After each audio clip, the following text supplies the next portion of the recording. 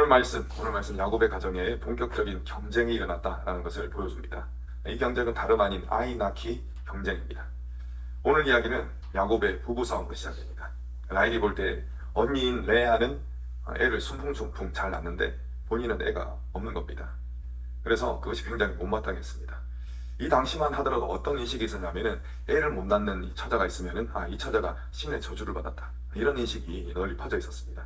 그렇기 때문에 라헬은 더 큰 스트레스를 받았을 것입니다.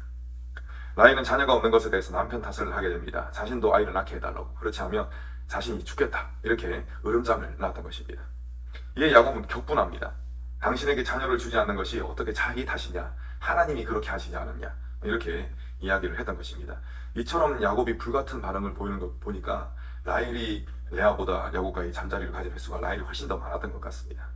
하지만 하나님께서는 레아의 태문을 열어주셨고 라헬은 태문을 닫으셨습니다. 라헬은 이러한 현실이 못마땅했던 것입니다. 결국 라헬은 그 당시의 사회적인 풍습을 따르게 됩니다. 이 당시 남편을 통해서 자녀를 낳지 못하면은 여종을 통해 자녀를 출산한 후에 이 아이를 자신의 무릎 위에 둡니다. 그리고 양자로 삼는 그런 풍습이 있었습니다. 이러한 풍습을 자연스럽게 따랐던 것입니다. 라헬은 몸종 비라를 남편에게 주어서 아들을 낳게 했습니다. 비라는 임신을 하여 아들을 낳게 되는데 아들의 이름을 의롭다고 인정한다라는 의미의 단이라고 이름 짓습니다. 지금까지 사람들이 수군댔지 않습니까? 라헬 저 여자는 지금 저주를 받아가지고 의롭지 못해가지고 애를 못 낳는다, 이런 수군거림이 있었지 않습니까? 근데 이런 수군거리를 잠재우기 위한 그런 목적이 있는 것 같습니다. 의롭다고 인정되었다, 단, 이렇게 지었습니다. 자, 라헬의 몸종 비라는 야곱으로 인해서 두 번째 아이를 낳게 됩니다. 라헬은 이 아이의 이름을 납달리라고 짓습니다. 납달리는 어떤 뜻을 가지고 있느냐? 내가 경쟁해가지고 이겼다 라는 뜻을 가지고 있습니다. 누구와 경쟁을 했습니까? 언니하고 경쟁했는데 내가 애를 낳았으니까 내가 이겼다 라고 지금 그런 의미로 지었다는 것입니다. 그런데 사실은 이 라헬이 언니와 경쟁했던 것을 넘어서서 하나님과 경쟁을 했습니다. 하나님이 자신에게 자녀를 주지 않으시니까 이거 봐라, 그러면 내가 자녀를 낳겠다, 내가 어떤 수를 써서라도 자녀를 가지겠다, 이런 마음을 가지고 하나님과 경쟁을 하던 구도가 또 만들어졌던 것입니다. 레아는 라헬이 사회적인 풍습을 따라서 자녀를 갖는 것을 지켜보고서는 마음이 동했습니다. 레아도 사람이지 않습니까? 그렇기 때문에 나도 그렇게 해야 되겠다 라는 생각이 들었던 것이죠. 그래서 이제 본격적인 자녀 낳기, 아이 낳기 경쟁에 돌입하게 됩니다. 레아는 자신의 여종 실바를 야곱에게 주어서 아들을 낳게 합니다. 그녀가 하나님을 바라보는 이런 비범한 여인이 되었음에도 불구하고 질투심으로 인하여서 이제 실수하게 되는 것이죠. 이는 예수 그리스도를 믿어 거듭난 사람들 역시 자칫하면 실수하여 넘어질 수 있다라는 것을, 이런 교훈을 우리에게 주고 있는 것입니다.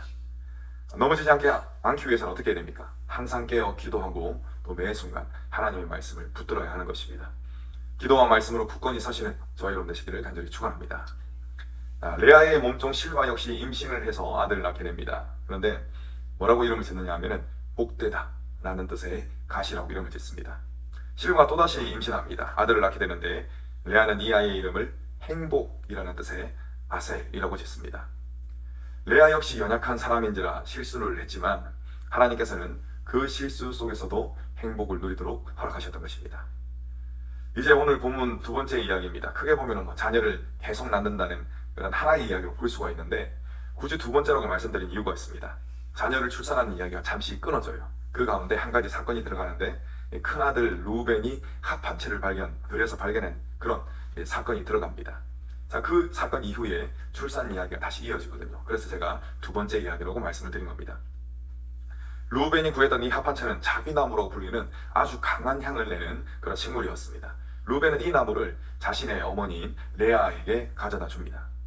이 당시 사람들은 이 합한채에 마술적인 능력이 있어가지고 이 합한채를 가지고 있으면은 이 나무가 주술적인 이런 힘으로 인해서 아이를 갖게 된다라는 생각을 하고 있었습니다.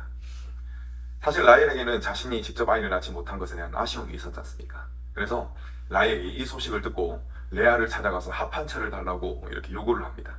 언니를 사실상 미워했죠. 그런데 이 합한채를 얻기 위해서는 자신의 몸을 낮춰야 되지 않습니까? 그래서 자신의 몸을 바짝 낮추고 언니에게 읍소를 합니다. 제발 달라고. 언니의 아들이 가져온 이 합한채를 주면은 그 대가로 오늘 밤에 남편이 언니와 잠자리를 같이 하게 될 겁니다. 이런 요구를 하는 것입니다. 우리가 이를 통해서 알 수 있는 것이 있습니다. 라헬은 야곱과 숱한 그런 잠자리를 가졌지만 자신에게 아이가 생기지 않았지 않습니까? 그것을 경험하고는 이제 주술적인 힘을 의지하는 것입니다. 그래서 그녀가 이런 제안을 직접 했던 것이죠. 레아는 이 제안을 받아들입니다. 그리고 야곱과 잠자리를 가지게 됩니다. 야곱은 아내들에게 이리저리 휘둘리는 신세가 되고 말았는데, 이를 보면은 저는 옛 유행가의 제목이 생각나더라고요. 세상은 요지경, 부르질 않겠습니다. 세상은 요지경이라는 그런 제목이 생각이 납니다. 요지경인 인생 가운데 하나님께서는 역사를 하시는 것입니다. 하나님은 레아의 기도를 들으셔서 레아가 임신토록 만드셨습니다. 그 가운데서도 또 자녀를 주신다는 것입니다. 레아는 5번째 아이를 출산한 후에 갑데카라는 뜻의 이사갈로 이름을 짓습니다. 이후에 레아는 스볼론이라는 아들과 또 디나라는 딸을 낳게 됩니다. 그런데 라헬은 자신이 자녀를 낳기 위해서 지금 무엇을 가져갔습니까? 합한 채를 가져갔죠. 그런데 그럼에도 불구하고 그녀는 계속 자녀를 낳지 못합니다. 여러분, 우리는 이것을 통해서 하나님께서 생명의 주관자가 되신다는 사실을 알 수가 있습니다. 라헬의 문제는 계속 풀리지 않습니다. 그런데 생명의 주관자가 되시는 하나님께서 함께 하시니까 그 문제가 풀어져 버립니다. 하나님께서 라헬을 생각하시니까 문제가 해결된 것입니다. 하나님께서 라헬의 태의 문을 열어주셨습니다. 라헬은 아들을 낳고 하나님이 내 부끄러움을 씻어주셨다 라고 고백하면서 이 아이의 이름을 더하다 라는 뜻의 요셉으로 짓습니다. 여러분, 지금 보면은 라헬의 입에서 처음으로 하나님이 고백되어졌습니다.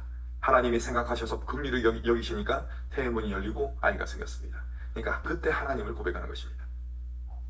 말씀을 읽겠습니다. 야곱과 그의 아내들은 자녀 낳기 경쟁을 했습니다. 참 모양새가 그렇죠. 이 경쟁을 하면서 가졌던 마음이 어떻게 아름다울 수가 있겠습니까?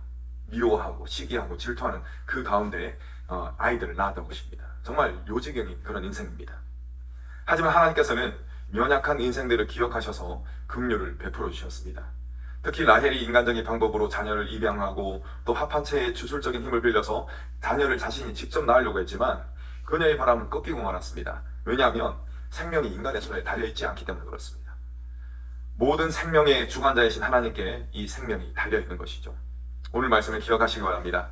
하나님께서 어떻게 하셔서 이 문제가 해결되었습니까? 하나님께서 라헬을 기억하셔서 문제가 해결된 것입니다. 즉, 하나님께서 긍휼히 여기시니까 문제가 해결되었던 것입니다. 여러분, 하나님의 긍휼히 여기심이 답인 것입니다. 여러분들을 둘러싼 여러 가지 문제들, 여러 가지 어려움들이 있을 겁니다. 그 문제를 푸실 수 있는 분은 생명의 주관자가 되시는 하나님밖에 없다는 것입니다. 우리 아버지가 되시는 하나님께서는 우리를 긍휼히 여기십니다. 자녀와 같이 아주 불쌍히 여기신다는 것입니다. 그 하나님을 바라보심으로써, 그것도 끝까지 바라보심으로써 문제의 해결을 받는 그런 경험을 하시는 저와 여러분 되시기를 간절히 축원합니다.